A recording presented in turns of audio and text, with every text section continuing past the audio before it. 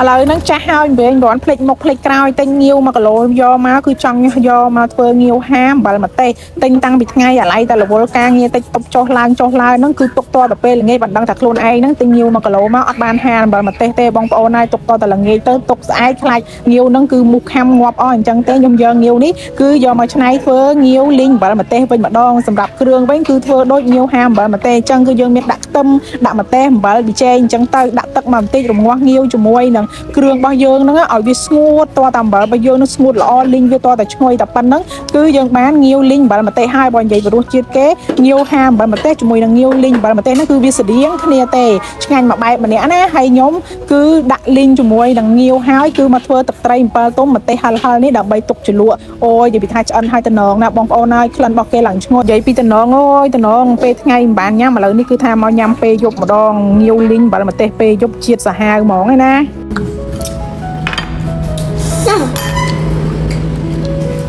លេខ1បងធំណាអត់ជ្រលក់ក៏ឆ្ងាញ់ដែរចូលជាតិនេះអូយជូនបើយើងនេះហាក់មើលអូនពុកដែរចាស់ខ្ញុំហើអូយលក់ត្រីបើទុំឃ្លានថ្ងៃមកញ៉ាំយប់នេះដាក់ហ្មងទៅញ៉ាំពេលថ្ងៃនឹងឆ្ងាញ់យ៉ាងណានេះដែរយកទៅញ៉ាំស្អីឆ្ងាញ់ដែរលក់ទៅញ៉ាំថ្ងៃយូរអត់មានអីញ៉ាំទេគឺយើងដាក់យកហ្មងគីឡូពីអ្នកម៉ែកូនណាជាតិហ្មងអត់ចំណុចអស់ឃើញហើយឃើញហ្មងសាច់ទីឡងណែននេះអូយមកធំណាមកដល់សាច់ទៅបងដែរទៅថៃបើទុំក្នុងនេះក៏ដាក់ទាំងគ្រាប់ដែរឆ្ងាញ់ហ្មងដល់អត់អួយហ្មងញ៉ាំហើយកូនអត់ហើយមកទេហមណាកូនអត់ហើយអូមិនអត់ដងញ៉ាំតែអីតិចចាចា100ម៉ោងទៅសាច់ទៅដល់ដែរមកឲ្យគេមកខ្មាញ់ឲ្យគេសាច់ដូច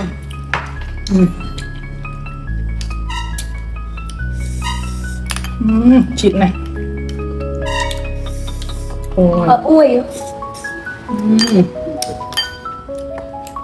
ទៅនងខាងមកចាញ់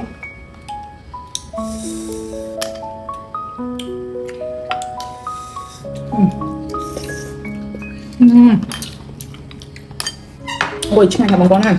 ដល់មក10ផងខ្ញុំប៉ុណ្ណេះនៅចង់ស្ទើម្ទេសទៀតនេះម្ទេសមកចានឲ្យស្ទើទៀតញ៉ាំតែទៅកូនចោលដាក់ម្ទេស100គ្រាប់ហ្មងម៉ាក់ចាំទៅក្រោយមកដាក់ម្ទេសច្រើនជាងហ្នឹងហើយជាងហ្នឹងគេមិនឆ្ងាញ់នេះស្ទើហើយសម្រាប់ម៉ាក់អូនចេះធ្វើទាំងអស់អូនឡើងកំាត់ដូចសារអីញ៉ាំច្រើនពេកbây giờ mai cô mua sữa bò con thớ cái ạ trong mấy ngày thớ bò trong rồi